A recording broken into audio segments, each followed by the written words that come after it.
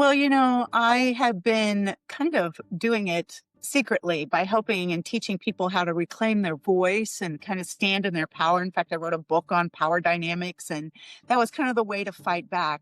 But I realized that this is kind of a silent epidemic that's going on, and we need to bring it out into the open. I think that there are more people, especially women, that are suffering with this. And if we don't talk about it, people are not going to know about it. So, speaking of those red flags, let's unpack the reality of those early red flags, Gail.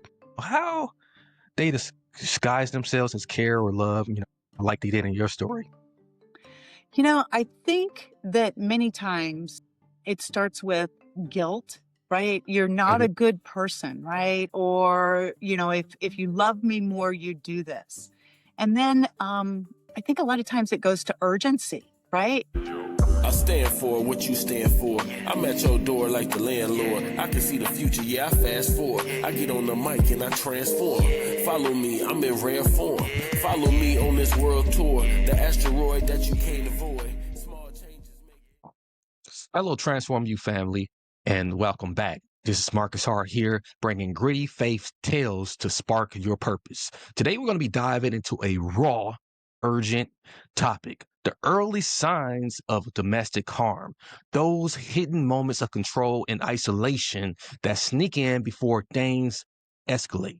As a combat vet who has wrestled with PTSD, I know exactly what it's like to hide pain behind a strong front. Our guest today, Gail Randolph, is a best-selling author and powerful dynamic expert who's lived this nightmare. And time, she was trapped in a relationship where a man's plea to save his sight unraveled her savings, home, career, and self-esteem. Gail is now breaking her silence to expose the subtle signs of being coerced that look like love but feel like chains. This is going to be real, maybe a bit controversial, and packed with some truth to set folks free.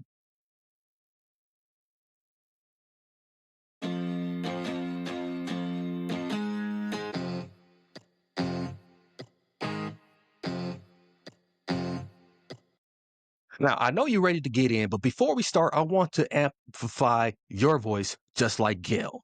Join my neat membership for only $5 a month with the first month free currently with my best multimedia content creation and promotion services. If you need a quick boost, my premium one-off services are affordable and elite. Simply hit www.marcus-hart.com. That's Marcus- Let's get into it. Gail, welcome to the Transform You Live show. It's definitely a pleasure to be able to talk to you. I would really like to dive in into your story that you never shared publicly before like this. What made you say now it's time, and what do you hope folks to take from it? I have been kind of doing it secretly by helping and teaching people how to reclaim their voice and kind of stand in their power. In fact, I wrote a book on power dynamics, and that was kind of the way to fight back. But I realized that this is kind of a silent epidemic that's going on, and we need to bring it out into the open. I think that there are more people, especially women, that are suffering with this. And if we don't talk about it, people are not going to know about it.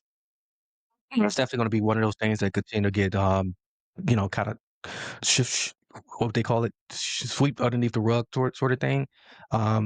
We saw this thing pretty highlighted in the media recently with the Diddy trial case, and domestic abuse was, really heavily surrounded around that. And having been someone who's been exposed to intimate partner violence myself as a victim, Mhm. um, it definitely makes you wonder why people like us shouldn't be more vocal, on the subject, and just to get those red flags out there, early. So, speaking of those red flags, let's unpack the reality of those early red flags, Gail.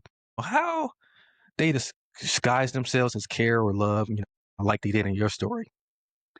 I think that many times it starts with guilt, right? You're not Mhm. a good person, right? Or, if you love me more, you do this.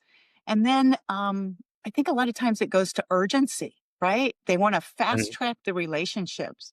But I think what's really interesting is that red flags don't always scream at you, right? They Right. whisper. Right? They're whispering at you. And I think that we get told that everything that we believe, at least for me, it was that everything I believed about myself, I was a good person. I would help people if they needed my help, that I was loving them if I was supportive. And those warning signs, at least at the beginning, were so subtle. They were kind of cloaked in flattery and urgency, Yeah. and many times seeing him as a victim, right? Hmm. For me, I think those early warning signs kind of came down to a couple of different things to actually watch for and to look for. One was rushing commitment. He wanted to rush into things very quickly, right? The other warning signs, as I look back now, I didn't see this because it's very hard to see the picture when you're in the frame. Right. So we don't see it now, but I have spent a lot of time looking back because my goal is to help other people to Right. see these warning signs and to really move forward. But there was definitely an over reliance on my resources, financially, emotionally. Those things actually played very heavily. Yeah. There was a lot of emotional manipulation. There was this narrative that somehow I was responsible now for him, for his Mm. being happy, right? Right. And there was a weaponizing of guilt, right? And a coerciveness to be, quote unquote, the good person in the relationship. That's right.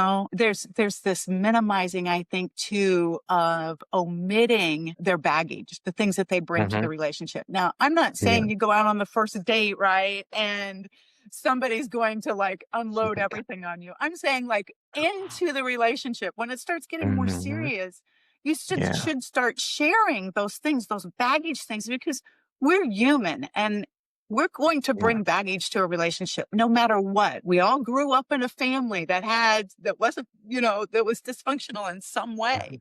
So we have those things and we're all trying to overcome them. That's what life's all about. But when they start minimizing them or omitting them, or you see a lack of their responsibility and things that have happened to him in the past. I think those are huge red flags that like I said are very subtle, but they are there. And it's one of those things that if you watch for them, I think that you can find and see patterns early on. Yeah. Yeah. So like some of the highlight things that go come from like what you just said is get just the earliest red flags looking like helping, the guilt, the urgency, or being told you're someone's only hope. Especially when they got things that they're carrying and they don't want to address themselves. They want to dump it on you and make you into their personal therapist, shrink, chaplain. So in your case, it was a man, claiming you could save his sight. What did those moments feel like in real life, and why are they so hard to spot? Well, because I think it hit me at everything that I thought about myself, right? That I was a good person, right? And that if I cared about other people, I was going to be able to be there for him as he was dealing with possibly losing his sight, right? Mm. And what was really interesting for this one is that he didn't have insurance, right? And I was Mm. thrust into this. If you don't give me insurance and marry me, then I'm going to not be able to see. And it's going to be your fault. He didn't have insurance. So, how was Mhm. I going to be able to believe about myself that I was a good person, right? If I was going to potentially let him go blind or not try to rescue his sight or his eye, right? And Right. I think that hits you at your integrity of who you are and who you want to be. And in my case, he actually got my friends to back him up. I remember Mm. sitting in a restaurant where he got one of my best friends at the time to say, "Well, Gail, if you love him, you should go ahead and marry him and give him his insurance. Why would you not do that? If you say you love him, that's what you're supposed to do."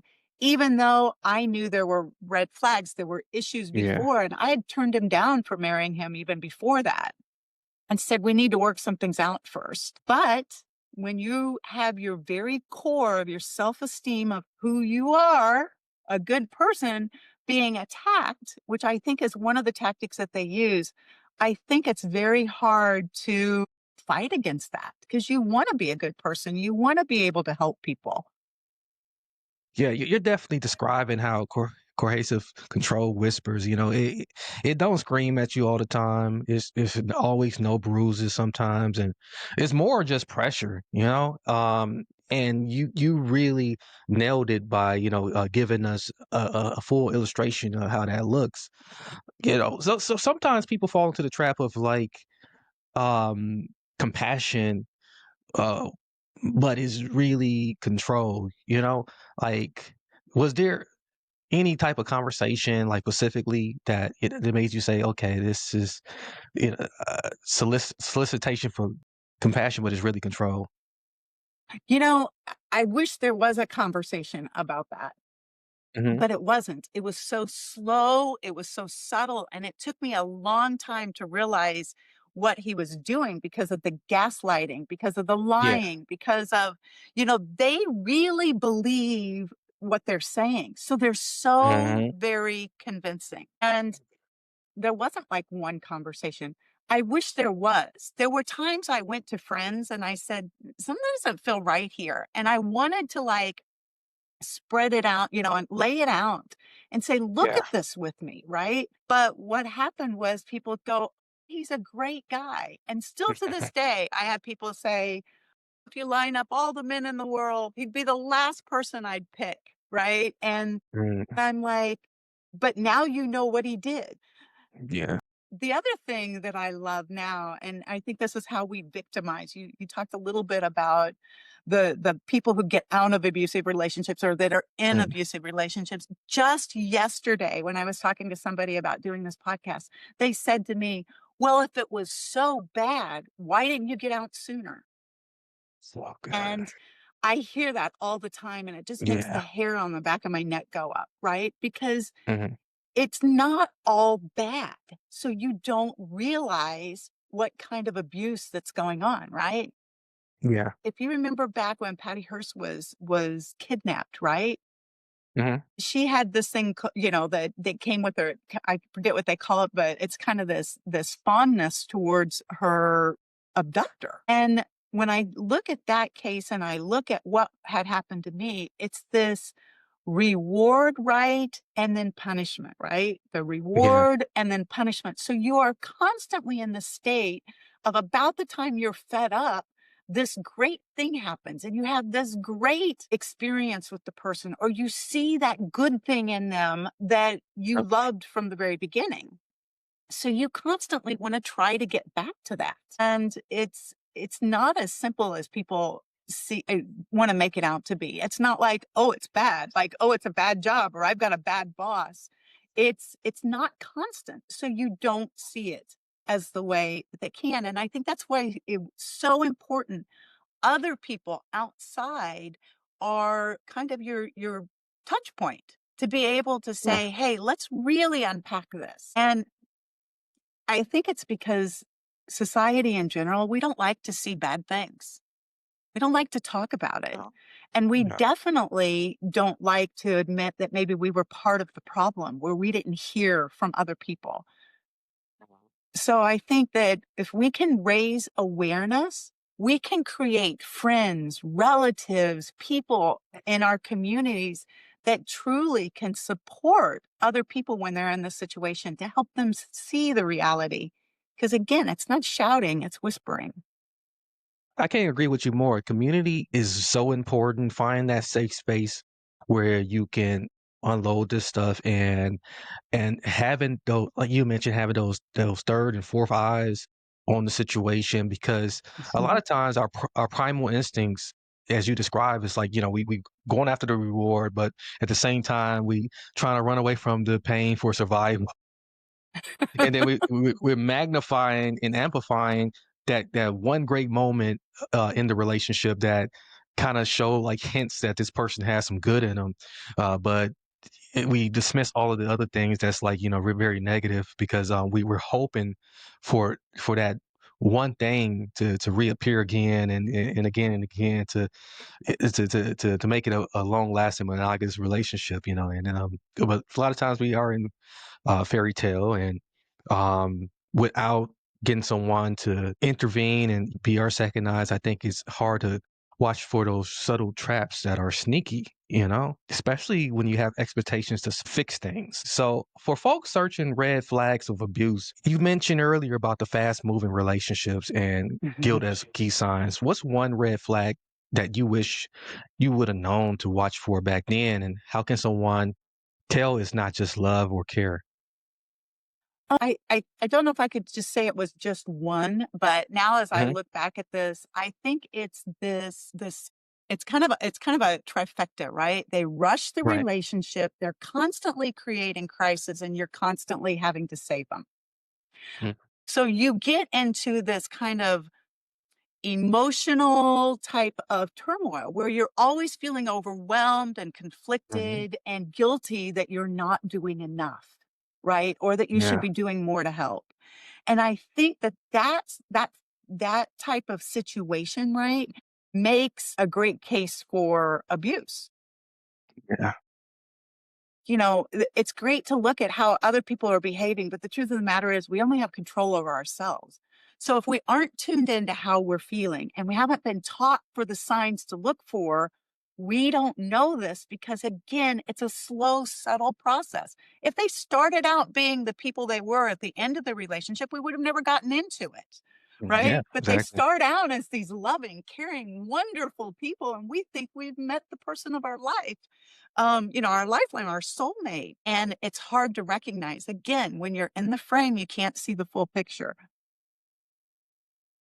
All right, Gail. So let's shake things up a bit here. You know, I want to shake things up. This might spark some X debates. So some folks say if there's no physical harm, it's not abuse. You live completely the opposite, losing everything to invisible control. Why is it so hard for society to take cohesive control, you know, seriously? And, you know, you talked about it earlier, like, you know, you had someone you talked to, and they said they started victim shaming and victim blaming you for being in the relationship. Is that attitude letting abusers off the hook? I think it is. It's letting abusers off the hook. And for me, it didn't start out that way, but I did have some physical abuse, which got Hmm. moved around into I didn't push you down the stairs. I was trying to catch you. I was Oh, trying to wow. grab you. That's why you Yeah. saw that dropping you on your head, right? A concussion. So it did come out into physical abuse, but I think that more it was the emotional, the psychological abuse, right? Hmm. They are master manipulators at taking the truth and turning it back around. These people can lie, look you dead in the face and lie. It's kind of like Yeah. I took out the trash. Well, no, you didn't. It's sitting right here on the floor. And they can be so unbelievably convincing that they took out the trash when you're standing there looking at it. But the problem is, you're not able to see the trash in these situations, right? So they're so convincing that you think and you start questioning your own reality. It truly Yeah. is. When I talk to people about it, it's a brainwashing, right? A Hmm. slowly moving you out of being able to question your own reality. And anytime somebody questions their own reality, people can abuse them or manipulate them. Abuse comes not only in the form of fist, it comes in the form of financial abuse where they're taking advantage Yeah. of you. It comes in your ability to have your own self esteem or your ability to have your voice. A relationship should be two sided. But if it's not one sided and you're always tending to the other person's needs, it's not a true relationship. And that's abuse. And people can take advantage of you Yep. in those situations. And if we're saying abuse is only when the fist goes, we are completely wrong. And we let people off the hook. So, yes, I do agree that we cannot let people off the hook. If we need to be responsible for our actions, so does the other person need to be Oh, yeah. responsible for their Yeah. actions. Yeah. And Oh my God. Yeah. And I think in an abusive relationship, whether it's fist or no fist, That's what happens, right? There's one Right. person who's always responsible. They take responsibility for their own actions, and there's somebody who doesn't. And, it takes years to unwind. I've been told as I went through counseling that many people that were in my situation actually commit suicide even after they get out of it because it's so entwined in brainwashing. Mhm. So, how can we say that's not abuse? Wow, man, you're really cooking, as they say. You're cooking.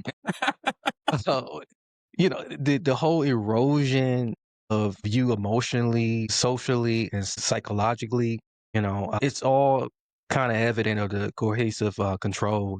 Mhm, Emotionally, you were exhausted, socially isolated, mhm. psychologically trapped in fixing his problems, among other things. Can you share how one of those, like isolation, especially, played out in your life and what it did to your sense of self? Yeah, none of this happens at the very beginning. This is all a Yeah. creeping thing into it, Mhm. right? So, isolation, what I started to see is, that slowly and slowly I wasn't spending time with my friends. Mhm. Slowly he was moving me away from the people that I could talk to. And we actually physically moved, right? So Mm. then I had no friend support because I've moved to Wow. a whole new area, a new state. And Yeah. that isolation with no support from your family or your friends or your own resources leaves you actually to be trusting the person that's supposed to love you more than anything else at a deeper level. And it's actually part of their technique to actually pull you back, right? You Right. don't want to go on vacation with the girlfriends because we're married now. We should be doing this together, Mhm. right? So that guilt creeps in. But what it does is it creates this isolation and you get stretched very, very thin, right? And your family and Right. friends are stretched thin and you only have conversations with them that are short and quick. And what I saw was that isolation made it much, much easier for them to manipulate my thoughts, to Mm. brainwash me, to pull me in to question my own reality, which a Yeah. lot of times I couldn't see it because it wasn't blatantly in front of me. It wasn't a bruise on my arm. It was this manipulation, this lying. So it was that gut feeling that was inside me. And again, without those people in support in my life that would sit down with me with the gut feeling and really have an honest conversation with me about Yeah. what's going on, you get totally isolated and you're left to only believe them. Amazing. And then the most important part about all this is you were a high achiever and still are, an executive, respected professionally, and how does this cohesive control hide behind that strong exterior? What's happening inside when you are smiling through the pain? Well, first of all, I'm going to say I think this happens to more professionals than we want to Hmm. say, right? We think that somehow this happens to, the drug users or the people in the trailer parks, right? The people that aren't Yeah, educated, which is wrong. it This is. is an actual like attack on somebody who is emotionally intelligent because they take responsibility for their actions. In fact, abusers target people who are responsible people. They also target people who are good people, good Hmm. at their in their heart, right? They want to help other people. They want to be part of a good relationship. And they're seeking, right, a partner to do the same. And I think when Yeah. you're a high level executive, what happens is your time is very, very limited. So at the time I got involved, I was a single mom. I was a VP in a health system. I had a big career that was like being focused on a lot of things. It was a very public Yeah. position. I had community members looking up to me. And I think that what happened is that adds into your isolation. I should know better than to get involved with somebody like this. I should go ahead and keep up the front, right? Because nobody's listening to me anyway when I say, I don't think this is Yeah. quite right. Or would you move in to help me understand this better. So when you combine that with a busy life that we have, right? Coming, going, everything that we have to do with a responsible person, with nobody to talk to, nobody that's going to actually help you get to the bottom of this, you actually start believing their reality. And Yeah. again, it's a brainwashing. It's so slow that you don't even see it. Wow. You're really giving us a roadmap on how to spot and survive these traps. And we always go through the, oh, I should have did this. I shouldn't be this way, or oh, I could have did it this way. And it's always those things that's happening while it's happening. And then afterwards you got more guilt and there's this bit of shame too. It's really hard to walk through it. It is. And I think that society doesn't help because we No. victimize the victim, Yeah. right? I mean, we say, "Oh, well, you should have done this. You should have done that." Well, show me a Mhm. person on the face of the earth that doesn't have a I should have done something differently, right? Yeah. But what people don't understand is this is not like you don't have the hindsight perspective. You don't have all Mm. the pieces to the puzzle.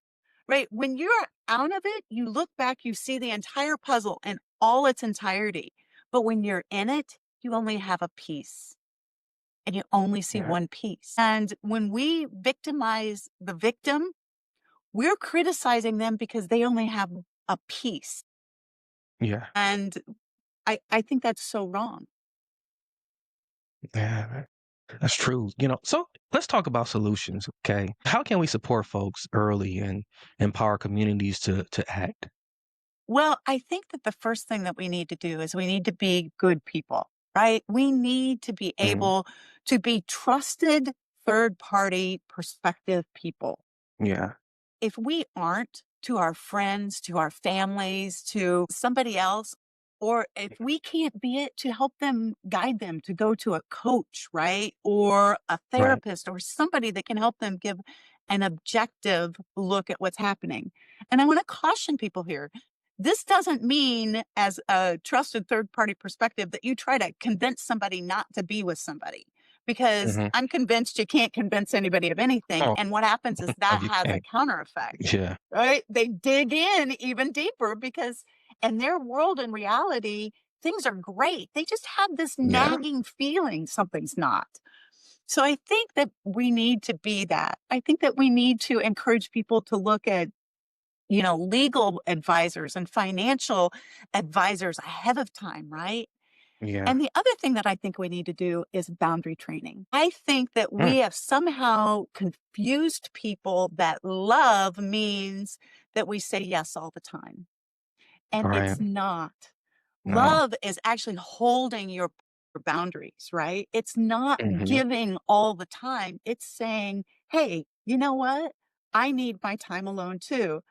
Mhm. And I don't want to get into any religious things, but if you look at Jesus, right, in the Bible, if Yeah. you've ever done that, he at times, when he was healing people, also stepped aside to take care of himself.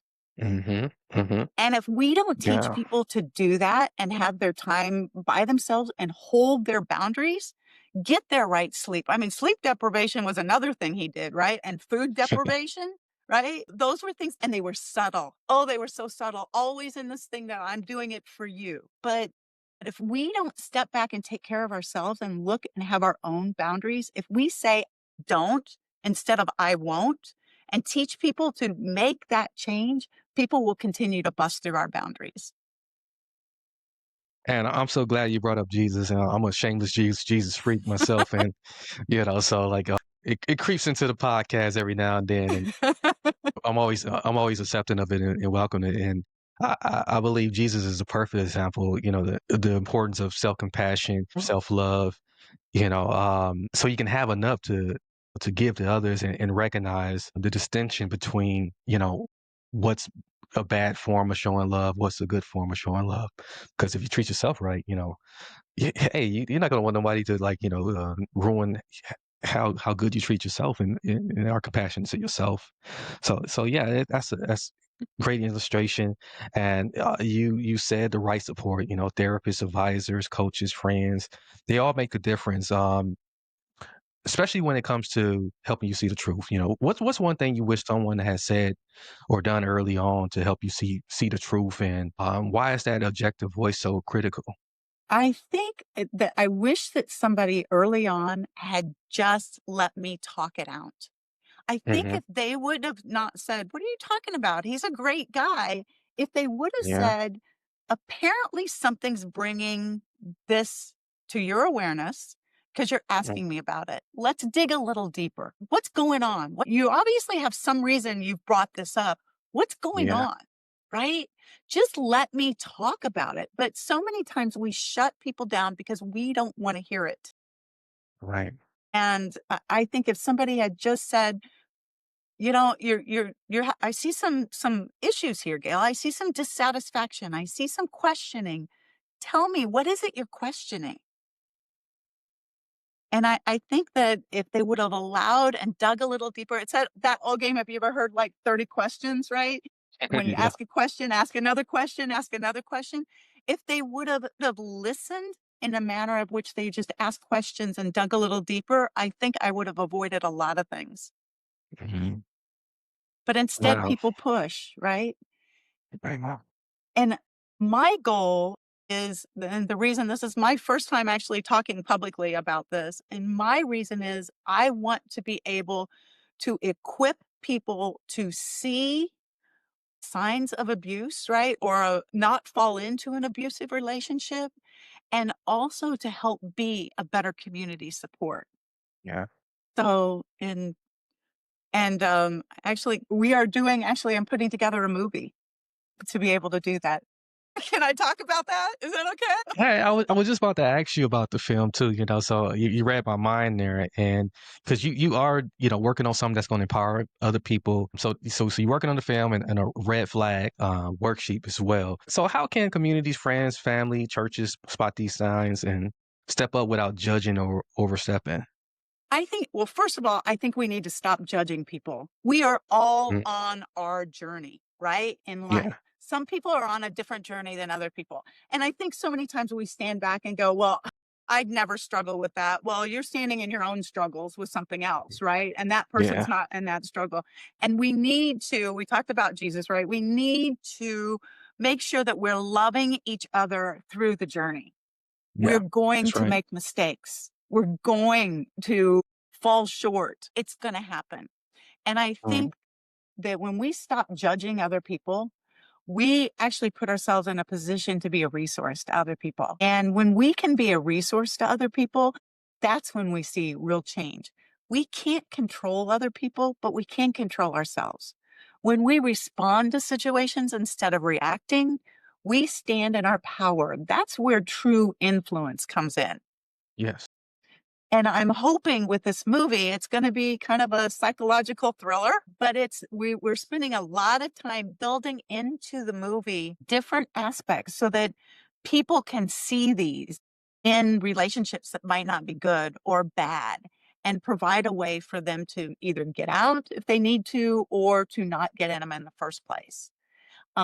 And I think because this is such a silent thing, especially when they're not throwing punches, that if we don't have ways to check and look for it, and this doesn't become out in the public, I think that it's going to continue to happen and it's going to hurt people. And we don't want to hurt people. We want a good society, right?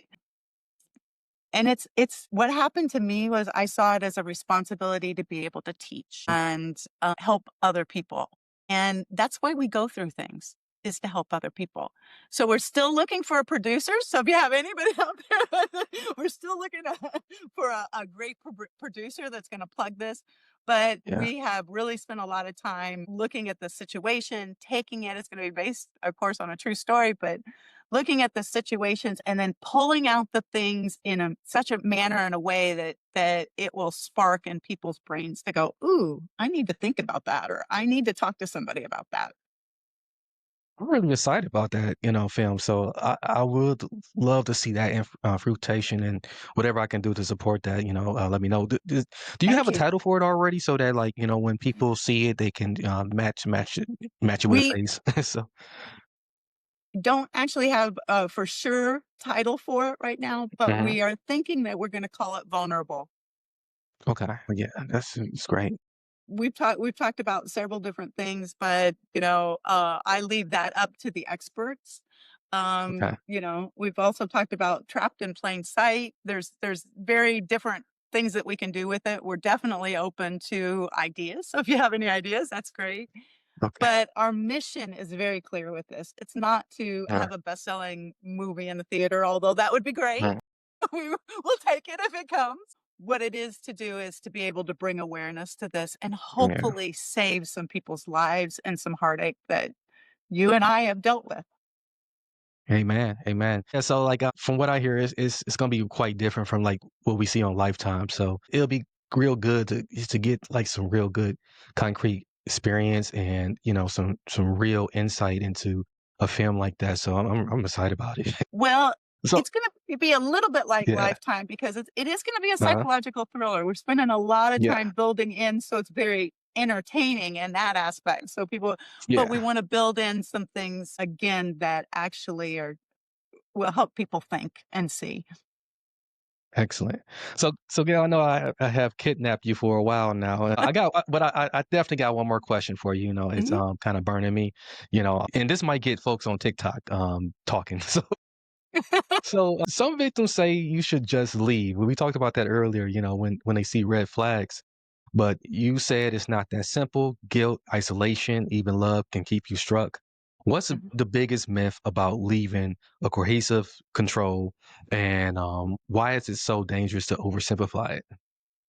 I think the biggest myth is that it's easy to leave. It's not Mm, easy to leave. They entangle you in everything. They're entangled in your finances, they're entangled in your life, they're entangled with your friends. yeah. When I decided to leave, I fully expected that they're entangled in your home, right? Your children, if Mhm. you have children. So people think, "Oh, just leave." Okay, well, go where? Yeah. Okay? To who? Because they've now isolated you from your friends. It's not that simple. And it's not that simple, not only physically, but it's not that simple psychologically. Because again, you've been brainwashed. People don't understand brainwashing, but we understand how people are hypnotized, right? But Yeah. brainwashing is all tied into this. It took me a lot of time to unwind what was wound up inside of me. Those limiting beliefs. And we all have limiting beliefs, but these people, they actually, take them and jump on them, right? We have Yeah. insecurities. They take them, they hook into those and they pull them out.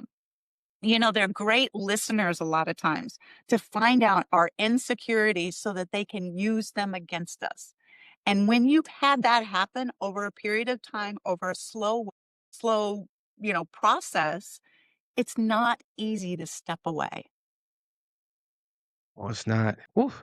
Gail, you have borrowed your soul here in giving us tools to spot harm before it unravels in our lives. And I can't thank you enough for coming by today. Your story from losing everything to reclaiming your voice is proof that no one's counted out at all. This is, at the core of like Transform You and what we do over here. So, before I let you go, is there any other things you want to plug or let the audience know about? I think that we just need to realize as individuals that you are a person of value. Whether you Mm. are an abuser or you're a victim, everybody Yeah. has value in this world. And I think that we can get caught up as victims as um, a lot of unforgiveness. And as victims, we Mhm. need to walk away, do the hard work you need to as a victim, find how to support your boundaries, but also Yeah. realize that everybody is a person of value, and whatever experience you go through brings you to a place where you can do something else with it. I mean, I say all the time, I wrote a book on power dynamics. I would not have been able to do that if I hadn't had this experience. So find the Exactly. good in it and then move forward. There's always a rainbow after all of the storm and the rain. That's So right. that's cool. Very cool. So if we want to learn more about, your red flag worksheet or anything else, like, is there a website that, we can reach out?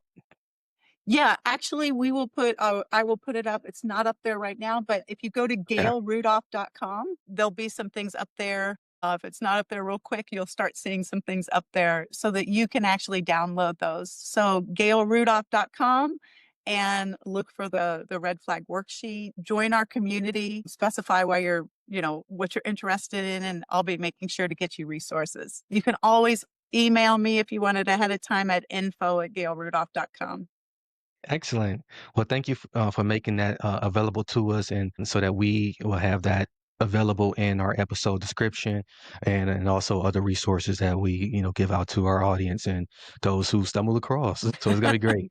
It's gonna be great. So Gail, once again, ladies and gentlemen. So Gail Rudolph, ladies and gentlemen, who has brought us some more tools and ammunition to survive out here. So thank you again for coming, and ladies and gentlemen. Thank you for joining us. Thank you. I stand for what you stand for. I'm at your door like the landlord. I can see the future, yeah, I fast forward. I get on the mic and I transform. Follow me, I'm in rare form. Follow me on this world tour. The asteroid that you can't avoid.